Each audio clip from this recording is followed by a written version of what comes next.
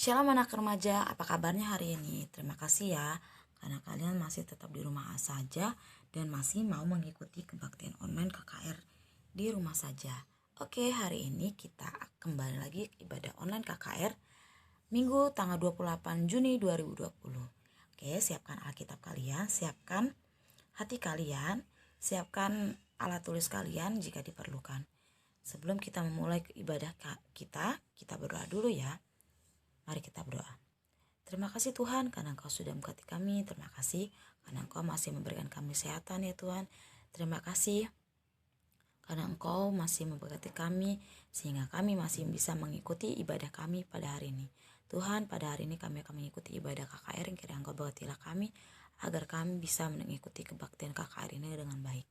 Tuhan, kiranya Engkau urapilah kami agar kami bisa mengikuti kebaktian KKR ini dengan baik, tidak ngantuk, dan bisa fokus di dalam firman ini. Terima kasih ya Tuhan, di dalam nama Yesus kami berdoa dan syukur, haleluya, amin. Oke, sebelum kita masuk firman, kita siapkan Alkitab kita. Kita mau buka ayat Alkitab kita, Matius 5 ayat 37. Kita buka ya, Matius 5 ayat 37. Oke, kita buka ayat Alkitab kita, Matius 5 ayat 37. Matius 5 ayat 37 kita baca. Jika ya, hendaklah katakan ya. Jika tidak, hendaklah kamu katakan tidak. Apa yang lebih daripada itu berasal dari si jahat. Oke, sekarang kita buka bahan remaja kita, Kisah Para Rasul 5 ayat 1-11.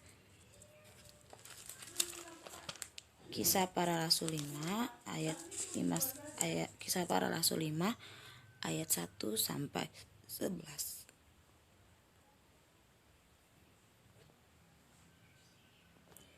Mari kita baca Kisah Para Rasul 5 ayat 1-11. Ananias dan Safira.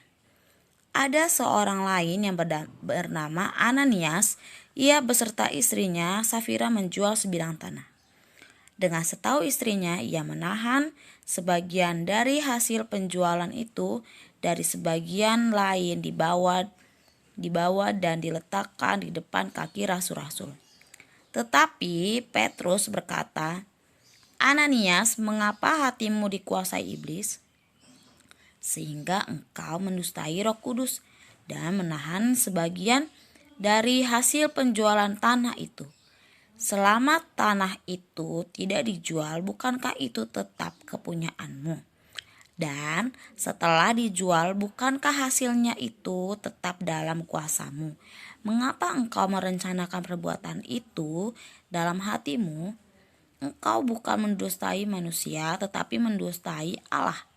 Ketika mendengar perkataan itu, rebahlah Ananias dan putuslah nyawanya. Maka sangatlah ketakutan semua orang yang mendengar hal itu. Lalu datanglah beberapa orang muda, mereka mengapani mayat itu, mengusungnya keluar dan pergi menguburnya. Kira-kira 3 jam kemudian masuklah istri Ananias, tetapi ia tidak tahu apa yang telah terjadi. Kata Petrus kepadanya, katakanlah kepadaku dengan harga sekianlah tanah itu kamu jual. Jawab perempuan itu, betul sekian. Kata Petrus, mengapa kamu berdua bersepakat untuk mencobai roh Tuhan? Lihatlah, orang-orang yang baru mengubur suamimu berdiri di depan pintu dan mereka akan mengusung engkau juga keluar. Lalu rebahlah perempuan itu seketika itu juga di depan kaki Petrus dan putuslah nyawanya.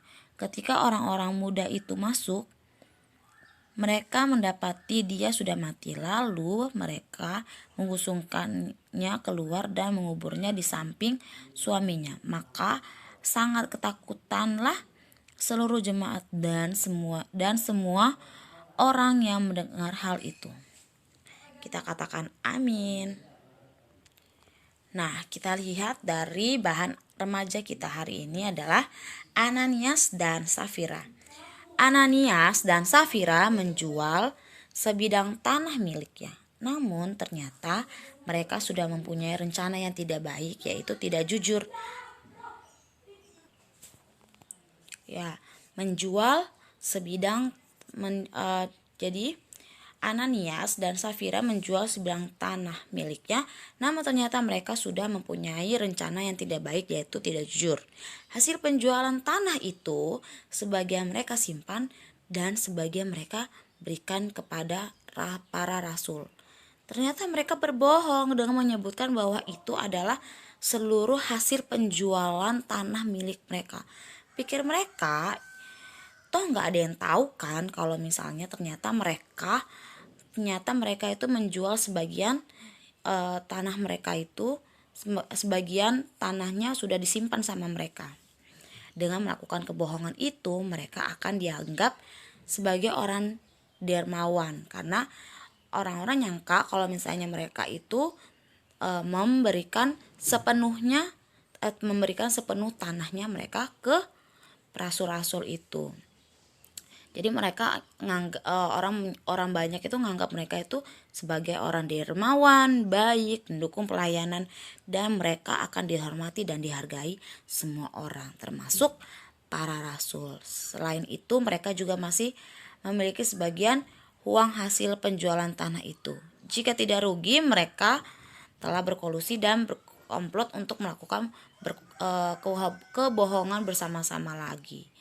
Namun ternyata kebohongan mereka diketahui oleh Tuhan. Akibat kebohongan itu apa? Menurut kalian? Kebohongannya. Akibat kebohongan itu Ananias dihukum oleh Tuhan.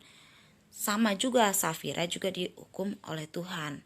Kebohongan akan selalu membawa akibat buruk bagi siapapun yang melakukannya.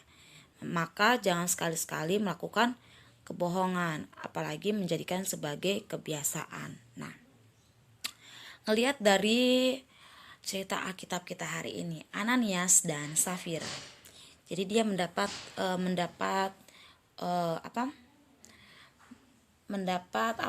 Ananias dia dihukum oleh Tuhan ya, yaitu hukumannya? Rebahlah Ananias dan putuslah nyawanya.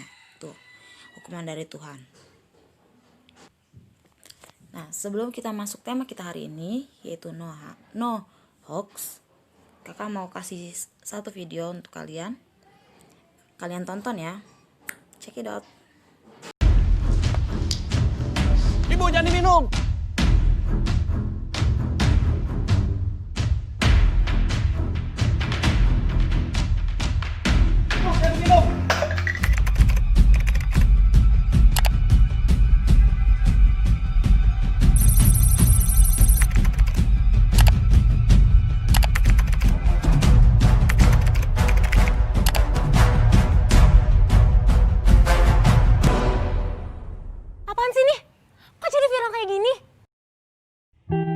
Kejadian yang sebenarnya bukan seperti apa yang mereka lihat. Jangan ikut menyebar sesuatu yang belum tentu benar. Hindari hoax dan stop hoax. Jadilah bangsa yang cerdas dalam menerima berita di dunia maya. Kalian sudah menonton kah videonya? Nah, menurut kalian arti hoax itu apa sebenarnya? Nah, terutama kalian sudah mempunyai HP Android, pasti kalian tiap hari menggunakan HP tersebut kan? Menurut kalian hoax itu apa sih? Oke, hoax adalah berita bohong yang disebarkan melalui media sosial. Tujuan berita hoax adalah supaya orang-orang menjadi panik, takut, dan nama orang tersebut menjadi rusak. Nah, jadi hati-hati ya untuk menggunakan media sosial. Nah, jadi jika kalian ada teman-teman kalian yang misalnya mengirimkan sebuah berita, jangan dulu kalian sebarkan. Kalian lihat dulu berita tersebut apakah benar atau tidak. Kalau kakak nih, kalau misalnya ada teman kakak yang mengirimkan berita, kakak lihat dulu, cari di Google berita itu benar atau tidak. Nah, pasti ada tulisannya hoax kalau misalnya cari di Google tersebut. Nah, jadi hati-hati ya untuk menggunakan media sosial. Karena sekarang ada undang-undangnya, undang-undang kalau misalnya menyebarkan berita itu berita hoax itu mendapatkan sanksi karena dianggap mencemarkan nama baik, menyebarkan berita bohong, fitnah dan sebagainya. Jadi janganlah memproduksi atau ikut menyebarkan berita bohong. Jadi kendalikan diri kalian bila ingin bercanda di media sosial atau menyebarkan berita yang belum tentu benar atau tidak. Nah, kakak lihat, jadi tema kita hari ini adalah no hoax, dan cerita Alkitab dari kita adalah Ananias dan Safira. Nah, lihat Ananias dan Safira apa? Dia penjual sebidang tanah, dan sebagian tanahnya itu disimpan dan sebagiannya dia kasih ke rasul-rasul. Tapi dia bilang ke semua orang kalau misalnya dia sudah memberikan semuanya sebidang tanahnya. Supaya apa? Supaya orang anggap itu melihat kalau misalnya dia itu dermawan. Wow, begitu baik hati. Ternyata itu semuanya bohong. Nah, itu ya, hati-hati. Jadi mulut kita hati-hati dikendalikan gitu. Jangan mengeluarkan kata-kata bohong. Jadi kalau misalnya jika iya katakan iya, jika tidak katakan tidak. Nah, jangan berbuat bohong gitu. Jadi kalau misalnya berbohong ini ya, pasti kalian di sekolah nih misalnya. Kalau misalnya nih misalnya kalian ini beli di mana? Beli di mall misalnya. Tapi kalian sebenarnya belinya di pasar. Iyalah beli di mall gitu. Nah, kalian takut diejek sama teman kalian gitu. Jadi kalian bohong kalau misalnya barang tersebut ternyata beli di pasar. Kalian takut diejek sama teman. Nah, itu ya. Jadi jangan takut ya adik-adik, karena Tuhan mengasihi kita. Karena itu yang lebih penting. Lebih penting adalah Tuhan yang mengasihi kita. Ya, apa-apa kita dibenci sama orang. Yang penting adalah Tuhan mengasihi kita, Tuhan menyayangi kita. Jadi hati-hati kalian bercanda dan kalian menyebarkan berita-berita hoax gitu. Jadi apalagi sekarang itu sudah dunia teknologi kayak gini, bahaya jika kalian memberitakan berita-berita bohong gitu. Nah, tapi kakak yakin kalau misalnya anak-anak KKR GPKP Bandar Lampung itu semuanya tidak ada yang seperti itu ya.